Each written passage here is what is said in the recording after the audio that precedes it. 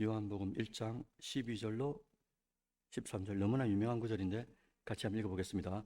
영접하는 자, 곧 그 이름을 믿는 자들에게는 하나님의 자녀가 되는 권세를 주셨으니 이는 혈통으로나 육정으로나 사람의 뜻으로 나지 아니하고 오직 하나님께로부터 난 자들이니라. 아멘. 여러분들 반갑습니다. 오늘 본문은 요한복음 1장 12절로 13절, 하나님께로부터 난 자. 그 다음 뭐라고 했습니까? 중생이라고 했죠. 꼭 기억하십시오. 하나님께로부터 난 자. 이걸 중생자라 그런다 라는 거예요. 여러분들 지금까지 사시면서 이런 질문 받아보셨습니까? 저는 받아봤습니다. 저기 동네 로타리 밑에서 이제 예전에 이제 약속이 있어가지고 기다리고 있는데 갑자기 누가 찾아오니 이름 묻더라고요. 당신은 거듭났습니까? 이렇게 묻더라고요. 그리고 또 뭐라고 묻냐니까 언제 거듭냐고 묻더라고요. 언제 거듭나느냐 이렇게 물었습니다. 사실 이 질문은 기독교의 이단인 누가 말하는 겁니까? 구원파에서 질문하는 요소들이죠. 구원받은 날짜, 구원받은 시각을 모르면 구원받지 못했다라고 판단을 하는 겁니다. 자기들 교리 안에서. 그러나 여러분들, 개신교의 구원은 구원의 시작 시점이 있는 게 맞아요. 시작 시점이 있지 않습니까? 있으니까 우리가 이 칭의를 받고 구원을 시작하는 거 아닙니까? 그런데 그 거듭남의 시점을 인식하고 기억하는 것이 구원의 조건이 아닌 겁니다.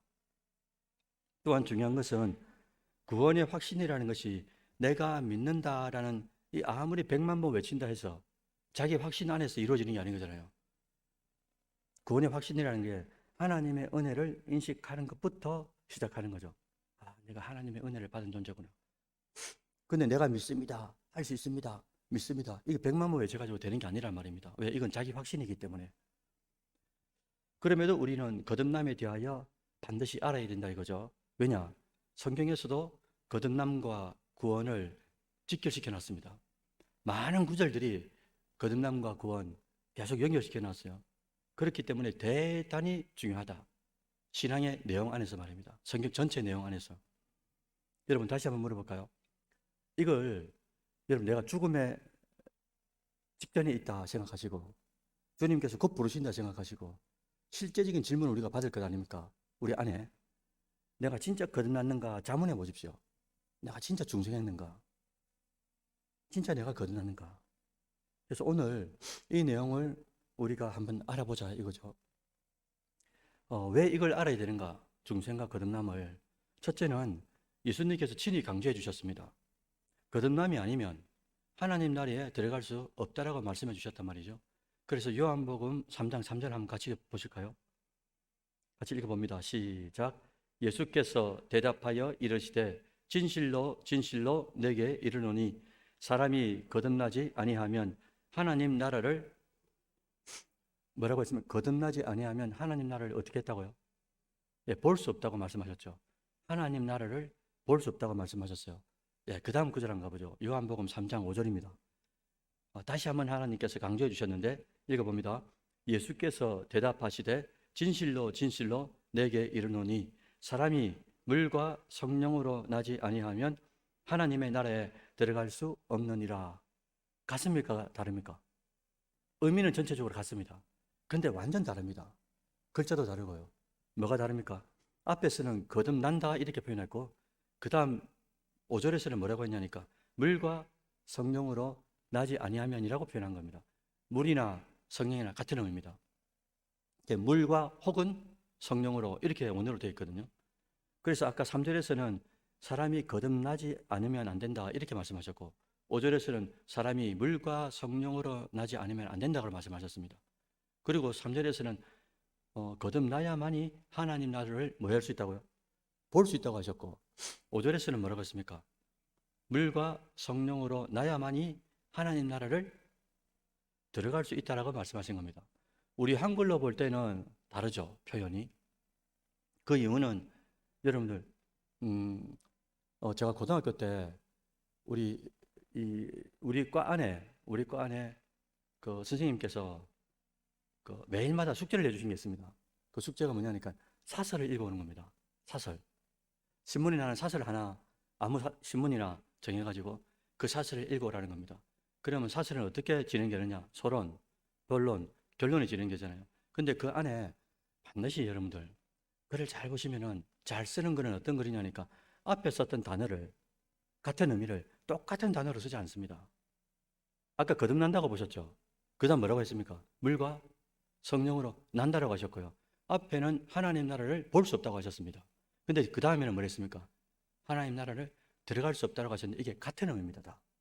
근데 같은 의미인데 문학적으로 진부하지 않도록, 지루하지 않도록 사설이나 좋은 글들은 위에 썼던 똑같은 단어를 계속 반복하지 않아요. 같은 의미를 다른 단어를 바꿔가지고 쓰는 경우가 많은데 이것도 성경에도 마찬가지입니다. 실제로 그렇습니다. 그래서 첫 번째는 뭐라고 말씀드렸습니까? 예수님께서 친히 거듭남과 천국은, 거듭남과 구원은 너무나 중요하기 때문에 거듭나지 않으면 요한복음 3장에서 니고데모가의 대화 가운데 야, 천국 못 들어간다. 그럼 거듭나야만이 무슨 말입니까? 천국에 들어갈 수 있다라는 이 직기를 지켜나는 거죠. 거듭남과 중생과 구원이 얼마나 연결되느냐라는 겁니다. 두 번째로 우리가 거듭남에 대해서 알아야 되는 이유는 기존 성도들이 거듭남에 대하여 진짜 중요하게 생각하지를 않는다는 거예요. 그에 따라 교회에는, 우리 교회는 셀 중심 교회지 않습니까? 사실은 저도 이제 여러 교회를, 몇 군데 교회를 섬겼지만은 우리 교회처럼 셀이 잘 돼 있는 교회가 없습니다. 나눔도 잘 돼 있는 교회가 없습니다. 그런데 그 안에 중요한 게 뭐냐면요. 셀로 모이죠. 그리고 말씀을 나눕니다. 이 말씀을 나누는 그 가운데 핵심이 뭐냐면요. 진리가 얼마만큼 농축되어 있느냐 이겁니다. 왜 그게 중요하냐면요. 이 진리라는 기준의 중심이 없으면 내 이야기를 하는 거예요. 이렇게 남의 이야기를 듣다가 내 이야기 하다 그냥 끝이 납니다. 기준이 없는 거예요. 나눔 가운데. 그러니까 말씀이라는 기준, 이 프레임이 정확하게 서 있지 않으면은 각자 자기 이야기를 하다 그냥 끝이 난단 말입니다. 근데 그 기저에 뭐가 있어야 된다고요? 하나님 말씀이라는 기준이 정확하게 진리로 들어가 있어야 되는 거예요. 그러니까 이 진리를 가지고 진리에 비추고 진리의 거울 삼아 나를 비춰보면서 진리에 대한 나의 삶에 대한 역동성이 나와야 되는데 그냥 자기 이야기를 하는 거예요. 삶의 이야기를. 여러분 이거는 잘못 갖다 하면은 세상 동아리하고 똑같습니다. 말만 교회에서 모인 거지, 셀로 모인 거지. 잘못하면 말씀이 없는 그냥 나눔을 한다. 이게 이제 위험할 소지가 엄청나게 많다라는 거죠. 그래서 분명한 진리가, 말씀이 기준이 되어 있어야 한다라는 거예요. 그래서 우리가 지난 금요일에 살펴본 말씀처럼 지난 금요일에는 누구를 살펴봤습니까? 우리가 사내들인의 회원이요, 또 바리새인이요, 또 백성들로부터 칭송을 받는 선생이었고 누구였죠? 니고데모 아닙니까? 여러분들 니고데모를 통해 가지고 말씀드렸지 않습니까? 니고데모는 율법을 잘 아는 사람입니다. 그런데 예수님께서 만나 주시는데 밤에 누굴 만나냐 하니까 이 사내들인 의원 중에서도 가장 예수님을 사랑하는 사람이었습니다. 가말리엘하고 두 사람 말이죠. 니고데모하고 가말리엘하고. 나머지 69명은 어떤 사람인지 잘 모릅니다.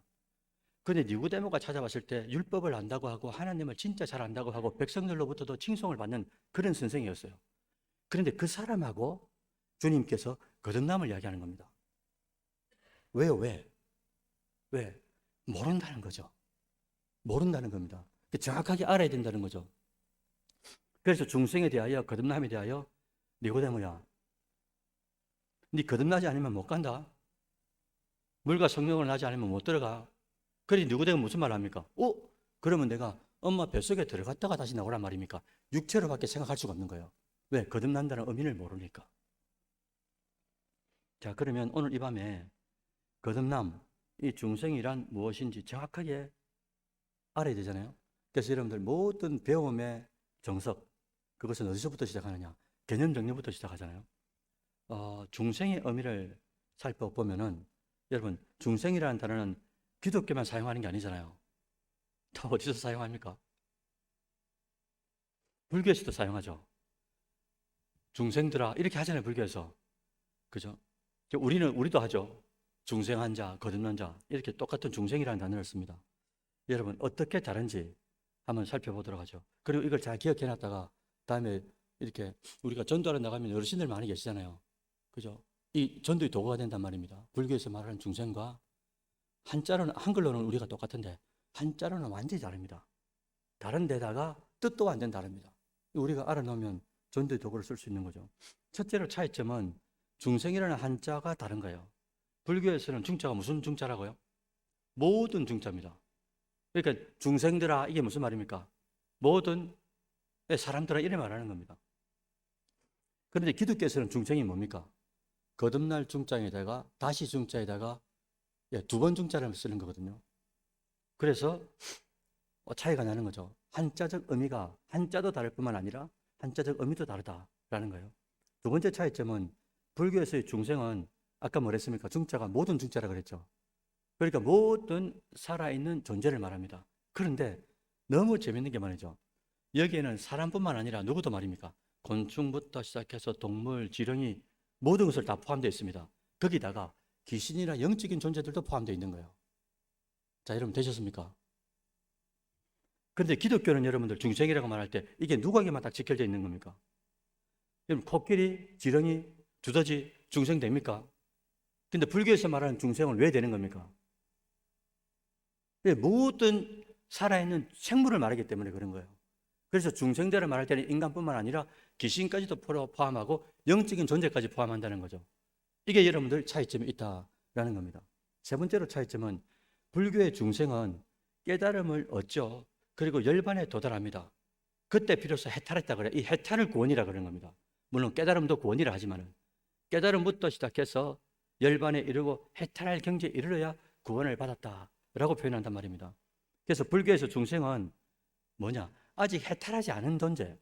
다른 말로 말하면요, 구원받아야 할 존재를 중생이라고 표현하는 거예요. 그런데 여러분들, 우리 기독교에서 말하는, 개신교에서 말하는 구원받은 존재는 무슨 의미입니까? 중생했단 말은 무슨 말이죠? 거듭났다는 말이고, 죽어있던 영이 살아났다는 말이고, 구원받았단 말이잖아요. 완전 다릅니다, 여러분들. 그래서 불교에서 말하는 중생은 구원받아야 할 존재를 말하는 거고, 우리 기독교에서 중생은 뭡니까? 이미 구원, 약속을 받은 자를 말한다는 거죠. 그래서 이제 누군가가 어르신들이나 또 믿지 않는 사람이나 물어보면, 중생이, 그죠. 그래야 이해할 수 있는데, 실제로 한자는 이런 의미고, 그리고 불교에서 말하는 중생이라는 것은 어디까지가 내포되어 있는 의미고, 그리고 기독교에서는 중생이 우리에게만, 사람에게만 집중되어 있는 것이고, 또 중생이라는 것이 거기는 구원받아야 될, 해탈해야 될 사람을 말하는 것이다. 그런데 우리는 이미 예수 그리스도를 믿음을 통하여 구원받은 존재를 말한다. 이렇게 이제 말하면 될 것 같아요. 여러분, 중생이 말씀드렸죠. 한자로 거듭난다, 다시 난다, 두 번 난다, 이런 의미라고 말씀드렸지 않습니까? 영어로 보시면 이걸 리본이라 그럽니다. 그리고 born again이라 그러고요. 또 regeneration, 또 뭐 new light. 영어 성경으로 보면 그런 단어를 막 이렇게 교차적으로 씁니다. 리본이나 born again이나 new light나 new generation 이렇게 쓰거든요. 그런데 여러분들, 이 영어의 단어보다도 더 중요한 게 뭐냐니까 헬라어 원어입니다. 헬라어 원어가 이걸 딱 이제 우리가 새겨놓잖아요. 그럼 중생이라는 의미가 정확하게 쑥 들어옵니다. 이 헬라어로 뭐라 그러냐니까 겐네데 아노덴 이렇게 말합니다. 겐네데 아노덴. 엄청 중요한 단어인데요. 겐네데 이게 무슨 뜻이냐니까 태어난다, 출산한다 이 의미입니다. 그런데 아노덴이 뭐냐? 위에서부터 난단 말이거든요. 위쪽이라는 뜻입니다. 이걸 연결해서 말씀해 보십시오. 위로부터 태어난단 말이거든요. 그래서 여러분들, 위로부터 태어난다, 이게 무슨 의미일까? 오늘 설교 본문이 어디였습니까? 아까 요한복음 1장 12절 13절이죠. 다시 한번 보시겠습니까? 요한복음 1장 12절 13절 읽어봅니다. 영접하는 자, 곧 그 이름을 믿는 자들에게는 하나님의 자녀가 되는 권세를 주셨으니 이는 혈통으로나 육정으로나 사람의 뜻으로 나지 아니하고 오직 뭐라고 했습니까? 하나님께로부터 난 자. 이게 무슨 의미라고요? 위로부터 난 자라는 의미입니다. 하나님께로부터 난 자가 바로 위로부터 났다, 이 의미를 말하는 거거든요. 겐네데 아노덴. 요한복음 3장에서 말씀드린 바와 같이 니고데모와의 대화에서 예수님은 거듭나야 된다라는 의미를 위해서 나야 된다 이렇게 말씀하셨어요. 하나님께로부터 태어나야 된다라고 그런 의미를 가지고 니고데모에게 말했습니다. 그런데 니고데모는 이걸 어떻게 인식한 겁니까? 하늘로부터 난다 이 의미를 모르는 거죠. 그러니까 뭐랍니까? 엄마 뱃속에 내가 들어갔다가 이 지금 다 큰 내가 40이 넘은 50이 넘은 내가 엄마 뱃속에 들어갔다가 다시 태어난단 말입니까? 이렇게 육체적으로 다시 태어남을 이해했던 거죠. 여러분 오늘 본문 요한복음 1장 13절에 하나님께로부터 났다라는 의미가 뭘까? 하나님께로부터 났다라는 의미가 우리의 의지로 태어나고 싶어서 태어난 것이 아니다라는 겁니다. 엄청 중요합니다, 이 말이. 여러분, 이 지금 앉아 계신 분들 중에 내가 태어나고 싶어서 태어난 사람이 있습니까? 내가 어느 권사님, 어느 집사님 집에 태어나고 싶어서 태어난 사람이 있습니까? 우리의 의지하고 전혀 관계가 없어요. 자, 이 말은 어디로 발전되냐면요. 오직 하나님의 주권적인 은혜로 우리가 태어난다. 이 말을 말하는 겁니다. 다시요. 위로부터 난다. 이 말은 하나님께로부터 태어나는 걸 말하고 하나님께로부터 태어났다. 이 말은 내 의지가 하나도 없단 말입니다. 하나님께서 태어나게 하셔야만 된다. 하나님의 주권적 은혜 가운데 우리는 이 땅에 태어났다라고 말을 할 수가 있단 말이죠. 다만 여기서 다시 태어났다라는 것이 육체를 말하는 게 아닌 거예요. 다시 태어났다고 했기 때문에 육체가 아닙니다. 그리고 다시 태어났다라고 말할 때 우리의 인격적인 것도 말하는 게 아닙니다. 그럼 뭘 말하는 겁니까? 우리가 우리의 죽어있던 영, 우리 각자마다 죽어있던 영이 다시 뭐 한다고요? 다시 태어나는 걸 의미하는 거죠. 그래서 이거를 신학에서 뭐라고 말하냐니까 근본적인 출생이란 말합니다. 본질적인 태어남 이렇게 말해요. 우리 인간의 본질은 뭐냐? 영혼이거든요. 그래서 영혼이 믿음의 결국은 영혼의 구원이다 이렇게 말씀하셨기 때문에 우리 영혼이 구원받는 것 이게 본질적인 구원이잖아요. 그리고 우리 안에 있는 본질적인 존재가 영혼인데 이 영혼이 거듭나는 것 이게 본질적 출생이다 이렇게 이제 말하는 거죠. 그래서 제가 이전에 설교 중에 이런 말씀 드린 적이 있습니다. 크리스찬들과 난 크리스찬들의 차이점이 뭐냐? 크리스찬들은 한 번 이렇게 아기로 태어나죠. 그 다음에 또 태어납니다. 그래서 크리스찬들은 두 번 태어나서 한 번 죽습니다. 그런데 난 크리스찬들은 어떻게 해요? 한 번 태어나고 두 번 죽습니다. 이걸 여러분 어떻게 설명하면 되겠습니까? 우리는 아기로 태어나서 엄마 뱃속에서 그리고 영적으로 오늘 그러셨죠. 영으로 다시 한 번 더 태어나죠. 거듭나지 않습니까? 이게 두 번 태어나죠. 그런데 우리는 육으로는 죽지만 영원한 죽음을 맞이하지 않는단 말이죠. 그런데 믿지 않는 사람들은 어떻게 됩니까? 사람으로 한 번 태어났죠. 태어나고 난 뒤에 육체가 죽죠. 그 다음에 또 무슨 죽음이 기다리고 있습니까? 영원한 지옥불이 기다리고 있습니다. 그걸 영원한 죽음, 둘째 사망이라고 성경은 말하고 있단 말입니다. 그래서 우리는 두 번 태어나고 한 번 죽지만 믿지 않는 사람들은 한 번 태어나서 두 번 죽는다. 지옥불에 들어가서 영원토록 고통받기 때문에. 그래서 중생한 사람에게 일어나는 변화가 어떤 것이냐? 몇 가지가 있습니다. 첫 번째는 같이 한번 보시겠습니까? 고린도후서 5장 17절 너무나 유명한 구절이죠. 고린도후서 5장 17절 읽어봅니다. 시작. 그런즉 누구든지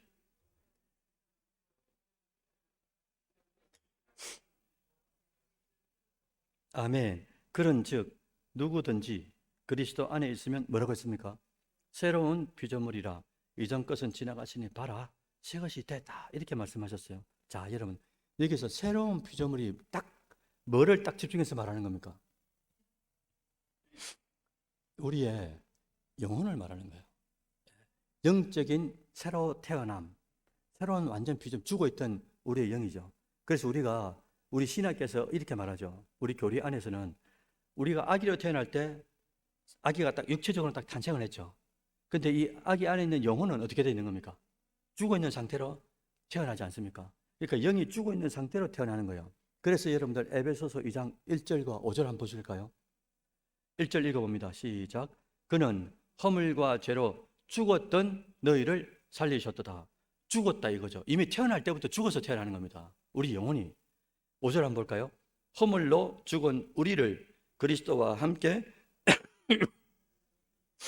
구원을 얻은 것이라. 허물로 그 다음 뭐랬습니까? 죽은 상태예요. 죽은 우리를 뭐라고 하셨습니까? 그리스도와 함께 살리셨다라고 말씀하시는 거죠. 그래서 거듭나면서 일어나는 첫 번째 변화가 뭐냐라고 물으면 죽어있던 영이 다시금 살아나는 걸 말하는 겁니다. 이걸 거듭남이라 그러고 이걸 중생이다라고 이제 말하는 거죠. 두 번째로 거듭났을 때 변화되는 것이 뭐냐? 주인이 바뀝니다.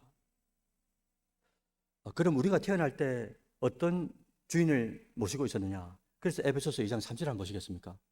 읽어봅니다. 전에는 우리도 다 그 가운데서 우리 육체의 욕심을 따라 지내며 육체와 마음에 원하는 것을 하여 다른 이들과 같이 뭐라고 했습니까? 다른 이들과 같이 뭐라고요? 본질상 진노의 자녀. 진노의 자녀가 누구를 말하는 거예요? 본질상 진노의 자가 누구죠? 사단이요, 마귀를 말합니다. 그런데 우리가 누구란 말입니까? 본질상 진노의 자녀하고 똑같은 존재였던 거죠. 왜? 우리가 태어날 때 죽어있는 영혼의 상태로 태어나기 때문에. 그런데 거듭남을 통하여서 우리가 어떻게 됩니까? 진노의 자녀에서 하나님의 자녀로 변화되게 되는 거죠. 그래서 오늘 설교 본문에 요한복음 1장 12절 함께 읽어보죠. 영접하는 자, 곧 그 이름을 믿는 자들에게는 당연하죠. 하나님의 자녀가 되는 권세를 어떻게 받는 겁니까? 영접하는 자, 이걸 뭐라고요? 그 이름은 실존을 말하고요. 그죠? 실존은 인격적인 존재를 말한다고 했고, 그가 누굽니까? 예수 그리스도죠. 그 의가 우리에게 들어오고, 우리의 죄는 예수님께로 전가가 되고, 이게 이제 크로스로 이루어지는 거잖아요. 그러면서 우리는 의로운 자가 되고, 하나님의 예수님만이 가지고 있는 그 자녀라는 신분은 우리도 믿음을 통하여 가지게 되더라라는 거죠. 그러면서 이제는 우리 주인이 누구란 말입니까? 본질상 진노의 자녀의 자녀가 아니고 누구라고요? 하나님의 자녀가 된다. 이게 이제 우리가 변화되는 거죠. 그래서 거듭남으로써 우리는 마귀의 종으로부터 하나님의 자녀라는, 그러니까 종으로부터 자녀라는 이 격상을 하게 되는 그런 이제 현상을 일어나게 되는 거죠. 세 번째로 거듭나게 되면은 변화되는 것이 새로운 능력을 부여받게 된다는 거예요. 여러분들 한 번씩 제가 말씀드렸는데, 그렇다고 예수를 딱 믿는 순간에 자전거를 못 타는 사람이 자전거 탄다든지, 미적분을 못 보는 사람이 갑자기 미적분을 본다든지, 그죠? 그럴 수는 없는 거잖아요. 그런 경우도 있었습니다. 제가 처음에 예수를 믿었을 때 그 침례교회 그 누구죠? 원정수 권사님이라고 있습니다. 남자입니다. 그냥 권사라고 이야기하기 때문에 원정수 권사님에 대한 책을 우리 목사님께서 저한테 선물해 주셔가지고 그 책을 보는데, 거기는 예수를 믿고 난 뒤에 은혜를 받고 은사를 받았는데 책을 이렇게 보잖아요. 그러면 이렇게 잠 자려고 이렇게 떡 누웠는데 로마서가 앞에 눈을 떠도 보이는, 까마도 보이고 떠도 보이는 이 환상이 딱 열린 겁니다. 원정수 아이한테. 그러니까 이렇게 고개를 딱 하니까 한 장이 탁 넘어가는 거예요. 그러니까 딱 보면은 사진이 찍혀져서 그냥 다 기억되더랍니다. 그래서 이분이 나중에 서울대 의대를 수석으로 졸업하고 미국 디트로이트 가가지고 암센터 만들고, 그죠?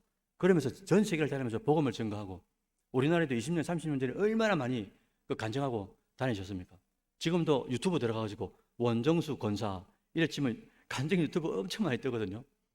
그분의 책을 보면서 또 이제 간증도 듣게 됐는데, 그런 경우도 있더라고요. 진짜로 공부를 한 게 아닌데 한번 딱 본 거는, 그죠? 전부 다 기억되는 거 있지 않습니까? 그런데 여러분, 이게 일반화되어 있는 게 아니잖아요. 그죠? 그러니까 우리가 거듭난다고 해서 새로운 능력을 부여받는데, 이때 말하는 새로운 능력이 뭐냐? 공부 못하는 사람이 공부 잘하고 뭐 이런 그런 게 아니고요. 에베소서 4장 22절 한번 보시겠습니까? 에베소서 4장 22절로 24절 다 같이 읽어봅니다.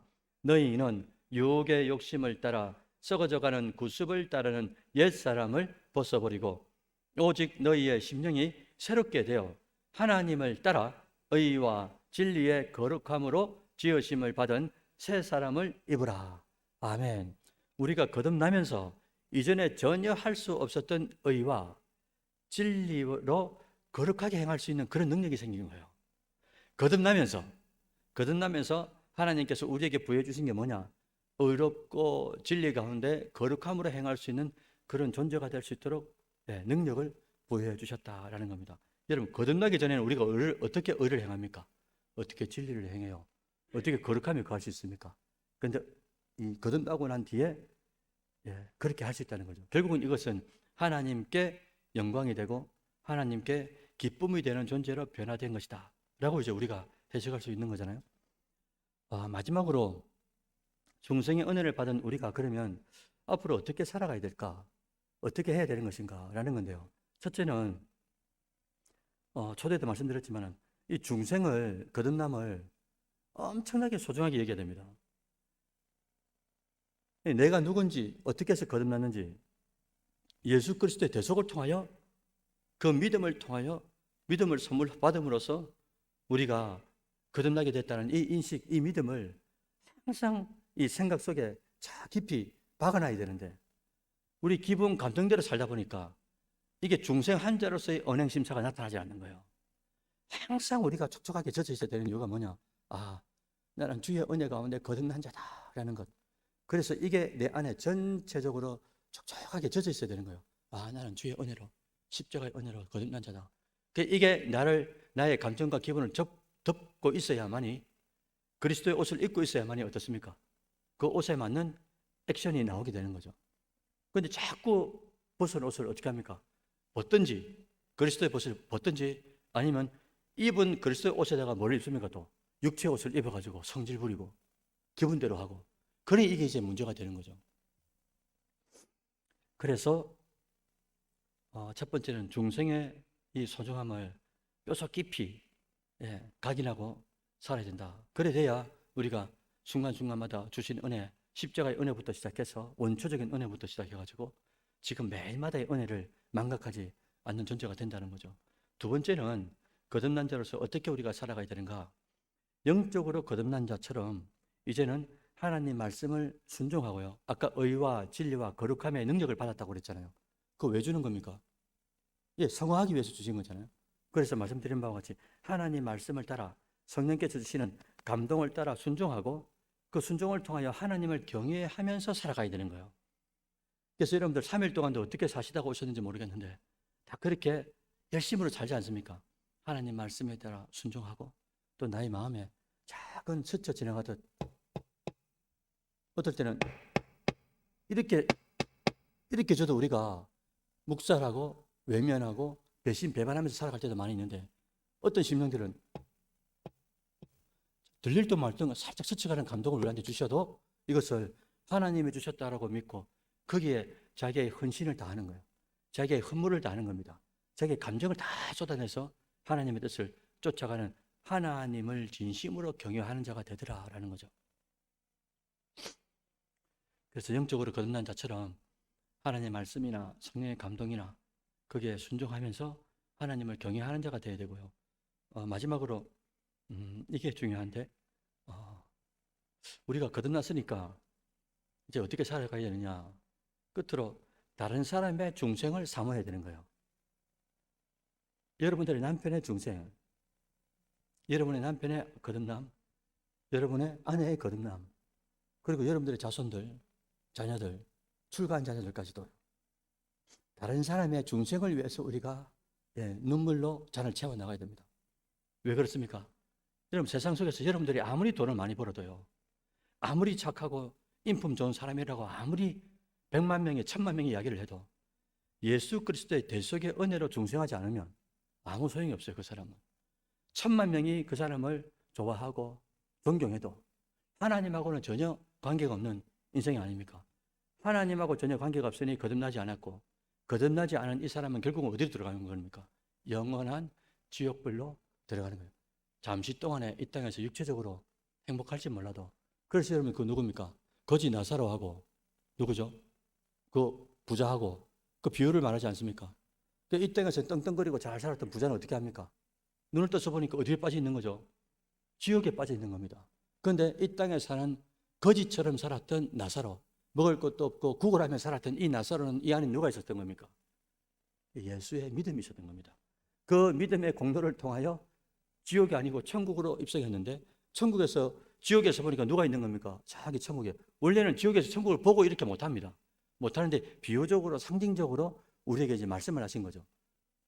그래서 나사로 보고 한번 이거 찍었으라도, 물방울 하나를 찍었으라도 우리 땅에 있는, 그죠? 나에게도 주시고, 또 우리 땅에 우리 후손들, 우리 조상들한테 가서라도 한마디만 좀 해달라고. 그게 되냐 말이죠. 안 되는 거죠. 그런데 우리의 지각도 이 땅에 살면서 연봉이다, 돈이다, 큰 집이다, 뭐다. 이게 세상의 개념 가지고 이렇게 아무리 크게 만들어봐야 이게 하나님하고 전혀 관계가 없다 이거죠. 그래서 여러분들 여기 다 계시지만은 앞으로 며느리를 구한다, 사위를 구한다, 또 어떤 사람을 강구하고 기도할 때 진짜 중요하잖아요. 진짜 중요한데 그러나 목사님 직장도 중요하지 않습니까? 먹고 살아야 되는데. 다 중요하죠. 다 중요한데 진짜 중요한 것은 믿음입니다. 믿음. 진짜 믿음이 중요한데 이걸 뼈저리게 느끼고 있는 부모들은 진짜 죽음 끝에 갔다가 온 사람들은 이게 얼마나 중요한지 알고 있습니다. 나이가 많아서 깨닫는 게 아니고요. 진짜 하나님의 은혜를 깊이 깨닫는 사람들은 그 어떤 것보다도 믿음의 가치가 최우선이라는 것을 너무 잘 알고 있습니다. 믿음이 없는 사람과 그 다음에 돈을 많이 버는 사람, 누구를 이제 사위로 할 거냐, 며느리로 할 거냐. 그럼 우리도 살짝 어디를 기울이냐니까 물질로 기울 때가 너무 많은 거예요. 그러니 나중에 살다가 어떻게 되는 겁니까? 복잡한 인생이 되는 경우가 너무나 많지 않습니까? 그러면 청년들이 이렇게 질문합니다. 목사님, 그럼 믿음이면 답니까? 성격 안 좋고 교회는 다니는데 돈도 못 벌고 그런 사람도 있을 수 있지만 그러나 같이 교집합을 만들 수 있는 방법들이 믿음 안에 있기 때문에 믿음을 선택하는 게 가장 중요하다는 거죠. 그래서 세 번째 말씀드린 게 다른 사람의 중생을 위해서 우리가 사모해야 된다. 우리 가족을 위해서, 특히나 5월달이기 때문에 우리 자손들을 위해서, 우리 부모님을 위해서, 또 우리 부부를 위해서 철저하게 우리 가족들의 중생, 거듭남을 위해서 기도해야 되고 중생한 가족들은 장성한 분량으로 자라나도록 계속해서 기도하는 것, 그게 우리의 해야 할 일이 아니겠습니까? 사랑하는 이 밤의 권성도 여러분들, 오늘 우리는 중생이 왜 중요한가 참여 말씀드렸습니다. 그리고 불교에서 말하는 중생과 기독교에서의 중생을 비교해서 말씀드렸습니다. 그리고 기독교의 중생은 하나님께로부터 난 자, 위로부터 난 자, 그죠? 그리고 영으로 다시 태어난 자, 이 존재를 말한다고 말씀드렸습니다. 그리고 중생한 사람은 변화를 하는데 영적인 변화, 영혼이 죽어있던 영혼이 살아나니까. 그 다음 우리의 신분적 변화, 주인의 변화, 우리 주인이 바뀌는 거죠. 마귀에서 하나님의 자녀로 바뀌는 거니까. 그리고 또 의와 진리를 행할 수 있는 능력을 받은 존재로 변화된다 라고 말씀드렸기 때문에 우리가 받은 이 의와 진리를 행할 수 있는 이 능력을 가지고 일상 가운데서 용납하고 이해하고 먼저 손 내밀고 구선들이 있으면 먼저 가서 우리가 좀 하고 그러면서 빛과 소금의 역할을 감당할 수 있는 존재가 되어야 된다는 것 말씀드렸고 또 끝으로 이제 중생의 은혜를 입은 우리가 어떻게 살아가야 되는가 이걸 말씀드리면서 중생의 소중함을 늘 이제 인식하고 감사하면서 살아야 되고 또 거듭난 자로서 순종을 통해서 하나님을 경외하는 존재로 발전해야 되고 또한 다른 사람의 중생, 다른 사람의 거듭남을 위해서 우리가 삶의 예배자로 가정에서든 직장에서든 사업체에서든 어디서든지 삶의 예배자로서 소금과 빛을 드러낼 때 우리를 보고 그들도 예수를 발견하게 되는 그런 은혜를 덧입게 된다라고 말씀드렸습니다. 여러분들의 남은 생애가 꼭 그런 인생이 되시기를 주의 이름으로 축원드립니다. 아멘.